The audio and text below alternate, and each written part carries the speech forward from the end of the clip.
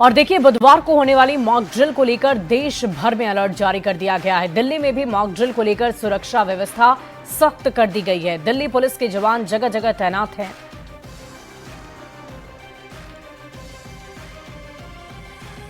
तो तस्वीरें हम आपको दिखा रहे हैं देश की राजधानी दिल्ली की। आपको बता दें कि कल मॉक ड्रिल होना है और इसी के मद्देनजर शहर शहर में तैयारी नजर आ रही है। कुल मिलाकर 244 दिनों में मॉक ड्रिल किया जाना है, जिसको लेकर तैयारियां अभी से ही जारी हैं। और ये तस्वीरें हम आपको देश की राजधानी दिल्ली की दिखा रहे हैं, जहां जगह जगह पर पुलिस कर्मियों को तैनात कर दिया गया है।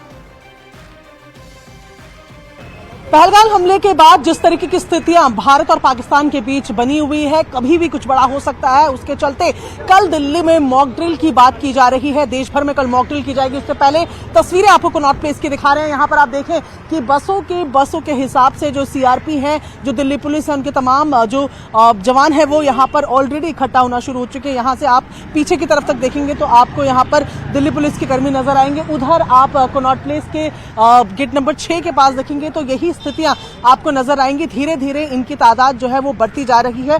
मॉक ड्रिल कल होना है, जिसमें साफ तौर पर आम सिटीजन से लेकर सेना तक को ये बताया जाएगा कि कैसे कैसे ऐसे हालातों में आप तैयार रहते हैं। सेना अपने सिस्टम को क्रॉस चेक करेगी। यहाँ आप देखें कितनी तैनाती यहाँ पर आपको पुलिस वालों की नजर आ रही है। यहाँ पर भारी संख्या में दिल्ली पुलिस के भी जो तमाम जवान हैं वो यहाँ पर तैनात नजर आ रहे हैं। कनॉट प्लेस की तस्वीरें आपको दिखा रहे हैं, जहाँ मॉक ड्रिल से पहले सिक्योरिटी को तो टाइटन अप किया ही गया है।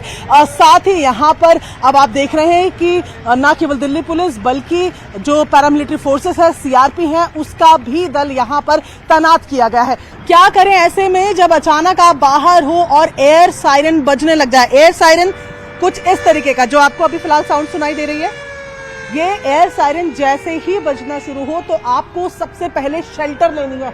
शेल्टर एक ऐसी जगह में जहां पर आप मैक्सिमम बच सकें। यहां पर मैं हूं और ये 2 दीवारों से मुझे यहां शेल्टर मिल जाएगा। ये एक बेटर जगह है बनिस्बत की मैं बाहर खुले में खड़ी रहूं।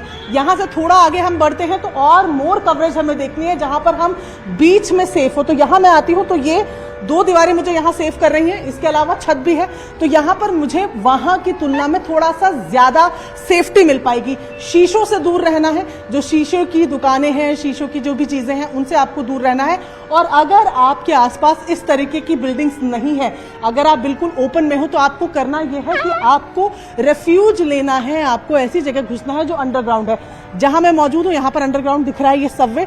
तो ऐसे में सीधा सबवे की तरफ जाकर आपको सबवे में नीचे की तरफ जाना है। अंडरग्राउंड जगह पर आपको जाना है, जहां पर ये साफ हो जाए कि आप एक लेवल नीचे जा चुके हैं, जहां से आपका कोलेटरल डैमेज कम होगा। यानी कि ये एक जगह आपको दिख रही है।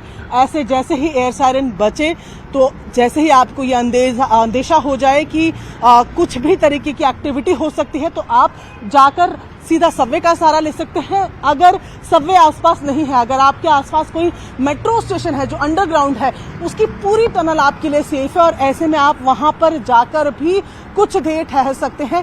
भारत में इस तरीके के युद्ध के जो हालात हैं या इस तरीके के स्ट्राइक्स की बातें जो है 1971 के बाद हुई नहीं है। ऐसे में आप अपने आप को कैसे तैयार रखें, वही चीजें हम आपको दिखा रहे हैं कि अपने आसपास की जगह में शेल्टर लेने की कोशिश करें। अगर आपके आसपास कोई अंडरग्राउंड जगह है तो वहां जाकर सबसे पहले घुसकर अपने आप को, अपने परिवार को सुरक्षित रखें। कैमरा पर्सन दिनेश नागर के साथ प्रियंका कांडपानी, न्यूज़ 18 इंडिया, दिल्ली।